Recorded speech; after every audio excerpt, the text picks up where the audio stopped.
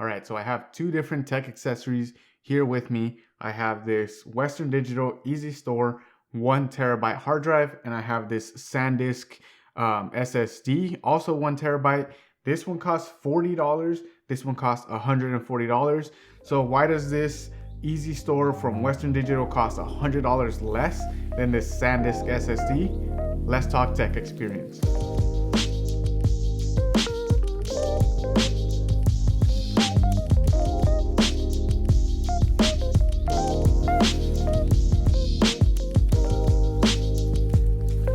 Hey there, Gabriel from NERDGRAFX here.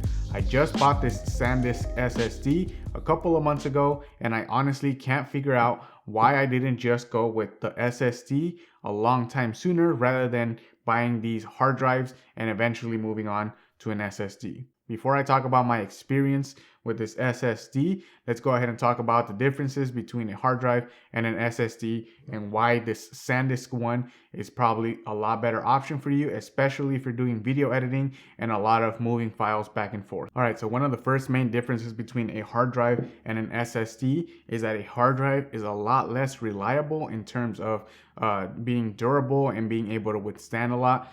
This is a mechanical piece. Usually hard drives are a little bit bigger. As you can see, it's way bigger than this. They both hold the same amount of memory, but the hard drive has a disk inside where you write and read all of the information off of that, whereas this is just chips reading and writing. I'm not exactly sure how it works 100% of the time, but it really reads a lot faster just because it doesn't have that mechanical disk spinning where this one does. Now, because of that mechanical piece, this also is a lot less durable if you do drop this, or if you chuck it across the room, or if it falls out of your camera bag or your laptop bag. It does run the risk of breaking, whereas this one, as you can see, it doesn't really look like it's going to break, and SanDisk has especially done a great job making this a lot more durable by adding this rubber edges around the corner. So it's kind of like a little casing that's not aluminum and it's not metal like some other ones like the Samsung one. So this one, if you do drop it, it does hit the corners that is made out of rubber, just kind of like putting a protective case on your phone so that when you drop it, it doesn't break. Now, the lifespan is also something else that we want to talk about. These hard drives, again, because there is a disk inside where it's reading and writing, over time that runs the risk of just breaking. As far as I know, I believe the capacity or the lifespan of a hard drive is about 5 to 10 years, whereas a flash drive or an SSD where it uses chips, there really isn't a lifespan. It won't really break. You can read and write as many times as you want.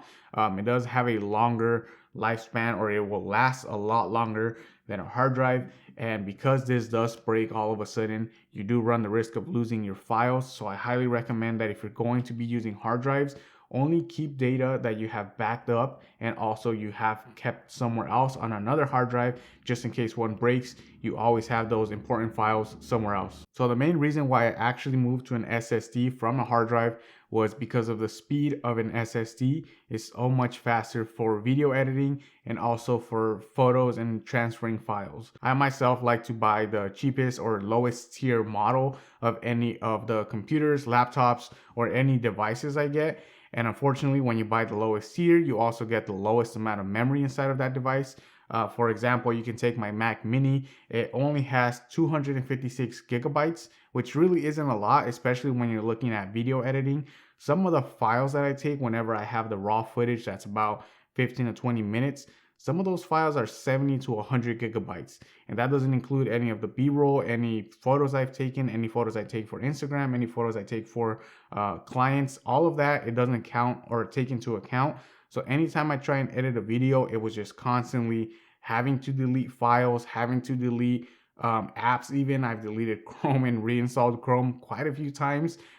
So I switched over to an SSD, and let me tell you, this makes so much of a difference. Now, all the SSDs are going to be able to do exactly what this one does, but the reason I chose the SanDisk SSD was because of how reliable it is. Like I mentioned before, a lot of the SSDs come kind of like an aluminum chassis and aluminum casing on the outside, but the SanDisk one has made it durable. If you can even tell, they have a little key ring here so that you can go ahead and hold it. and then also travel with it, attach it to your camera bag with a key ring. And it also has this rubber outer casing, kind of like I said, just like a case on a phone would be. That way, if you drop it, it doesn't break. It makes it feel more durable, more rugged, and it also has some texture to it, which I honestly really like. Now, the rubber around the SSD also makes it kind of like non-slip. I know a lot of us put it on a desk or you put it to the side.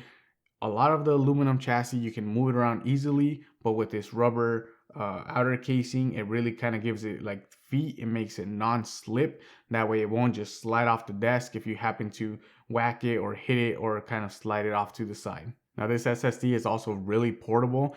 Like I mentioned, SanDisk did a good job making it travel friendly. It does have that keyring inside so that you can carry it anywhere. You can attach it to your camera bag. You can just throw it on a loop.